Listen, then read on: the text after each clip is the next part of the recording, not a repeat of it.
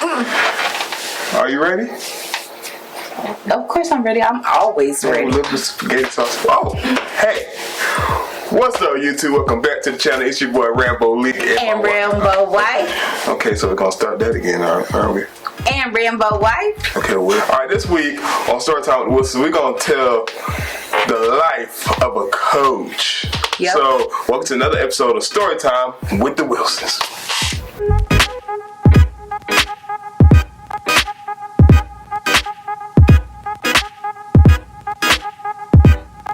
Before we get in this, make sure y'all go below, subscribe to the channel, hit the little notification bell so you can get notified every time we drop a video.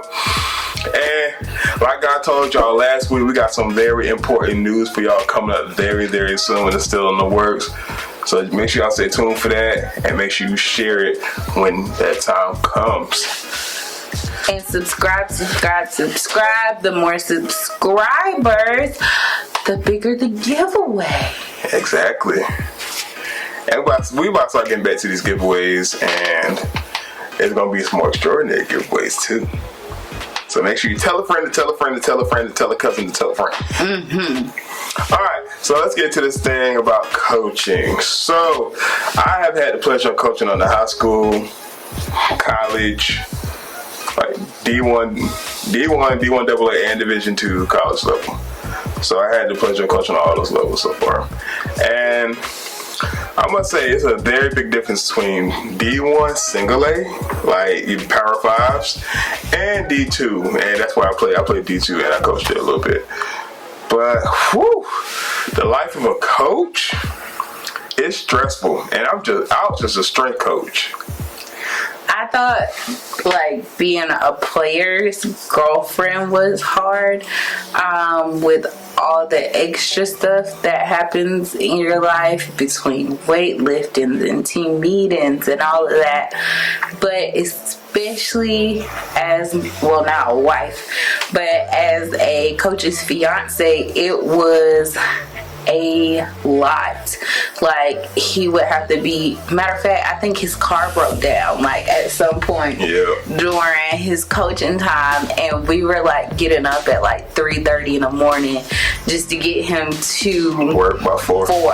Yeah, like 4 in the morning. So we're both getting up, disrupting our sleep, trying to get him to work by 4, and then he would be there all day. Yeah. Like, and I don't 4 a.m. to like 8 or 9. Yeah. Especially during camp, like it was bad. 8 or 9, but like legit, it would be 4 a.m. until at least I got off. So that was around 6 back then. Yeah, like, and then being a coach, it's not only stressful on the coach. You gotta think about those coaches' families. Like, a lot of those coaches that I was around during camp, they did not go home. Right. They slept in their offices, like they did. Because it's just so many moving parts, and think about like a player's life. So, like a lot of times, with double time stressful. With him, like during during camp, like I just wouldn't talk to him. So he would get up at like 7 and say, "Hey babe, good morning," and then I wouldn't talk to him until like 11 o'clock at night. But you gotta think that's the same thing and worse for coaches. So they're up before the players get up. They might have a coaches meeting, and then there's like a whole coaches meeting, like the all staff meeting. And then there's like their breakout meeting. So there might be the strength coaches meeting, the offensive meeting, the defensive meeting, the special teams meeting. And those teams break up and go to meetings. Right. And then they meet with the players. And then there's the athletic trainers meeting with the coaches who's saying like, okay, this person can't do this today. This person will be doing this today. This one is going to be on a modified practice schedule. This one will be doing sessions 1, 2, 3, 4, and 5 of practice, and then 9, 10, and 11 of practice. He can't do that practice in the and you have. And little do a lot of people know, the strength coaches are in charge of all that. Like, they're like between strength coaches and athletic training, they work hand in hand. Like, you gotta know who's doing what, when they need to stop. Like, it's a lot. It's whew. I had to. Ooh, Lord. And in season, like football games could be at noon, and he would be at the facility from 5 or 6 to, I don't know, 6 or 7 at night. Games could be at 7 p.m. and he would still be at the facility at like 9 in the morning or 8 in the morning. Yeah. Nothing was ever later than 8. So he would probably be at the facility at 8 in the morning. And then we wouldn't see him till well into the next morning. Not to mention, he just has to get back up and go back in at 8 on a Sunday morning. And even away games is, I wouldn't say it's as bad, but sometimes the strength and conditioning coaches are checking off what they need to get onto the tractor trailer for away game week. And that's on top of everything you gotta do that day, on top of practice. Right. You still have to have everything to a certain part of the building at a certain time. Like, when they travel, it depends on where they're going to. Like, when I was coaching at Carolina, and they played Texas A&M at Texas A&M. So everything had to be packed up by Wednesday morning. Yeah, think about it. And it had to be to the truck by Wednesday at 12. And that's on top of 4 weightlifting groups and practice. Yeah. So, and you have to be there for all those other things. And you're in charge of packing those. I was in charge of packing those bags. So if something was missing, it was on me. So, yeah. And it's a big hit on the family. So a lot of days we were sneaking to the facility just to get 30 minutes, an hour, anything that we can do. Or we might go to the facility and, like, even though they had dinner or whatever there, we might go out to dinner really quick and like eat in the car or spend that time in the car, because it really is a sacrifice, especially being, like I said, a wife of a coach. It is a lot. You have to be prepared to do a lot of things by yourself. I mean, even in emergency situations where it's like, hey, I need you to pick up like our child, like he's not gonna be able to leave practice to go emergency pick up our son or our kids. And so that's why I think a lot of coaches' wives are really kind of overlooked in the whole scheme of things, but they are really making things happen at home. They play a major role. Yeah. That nobody really thinks about. And they are making things happen at home. And also, they are like a little family in themselves, because I can't call him, but I can call Coach so-and-so's wife, and I know she's got me, you know? Or I can call this coach's wife, and I know that she's got me, because we're in the same thing together. Like, we're doing this together, yeah. Yeah. And I can't imagine, like, having more than one kid trying to do coaching and, like, moves and all of that, even though I heard that when, like, you move into a new place, that the coaching staff, like, and the wives and stuff, they kind of try to reach out to you to be like, hey, this is where you shouldn't stay, this is where you should stay, is there anything that we can do for you? And so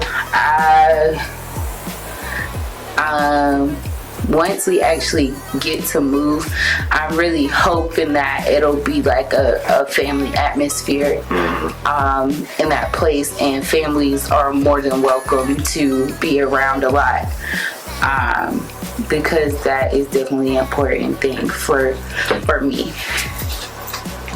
So, you know, like, if you're really thinking about becoming a coach, like, one, you got to be able to sacrifice. It hurts, but you got to be able to sacrifice. You got to sacrifice some good, some bad, And I'm telling you, two, you can't take nothing to heart, especially dealing with D1 coaches. Like, they're gonna say stuff to you that makes you like feel stuck away, but you can't take it to heart. It's just part of the job. It's a high stress environment. So you just gotta be prepared. Don't take nothing hard. Don't be, having no attitude. Cause when you think there's nobody looking at you, somebody's looking at you. It's always eyes on you. That's one thing I learned, boy. I learned that early in the game. Cause there's always eyes on you, though. I'm talking like the last person you would think that's watching you. You think you get away with something, but the janitor is watching you. The janitor. Yeah, for real. Like, and they'll pass word too. And also, I think that the most important thing that people have to remember when they go into this field is that football is fun.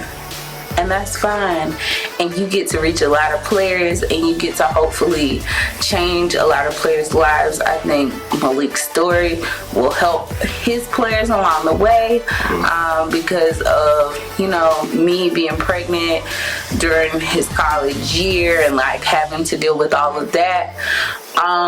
But it's fun, and the people and the networking, everybody that you meet is great, but it's also a business. Yep. And it's unfortunate that sometimes you really have to remember that it's a business. Like, this is just like any other job, and they can let you go at will. And it could just be you. It could be the whole staff goes, and now you're like, okay, well, now I'm looking for a job. Now we got to pack up our house here. Now we got to get all of our things together and go move to this place because the whole staff just got let go, and always got to be prepared.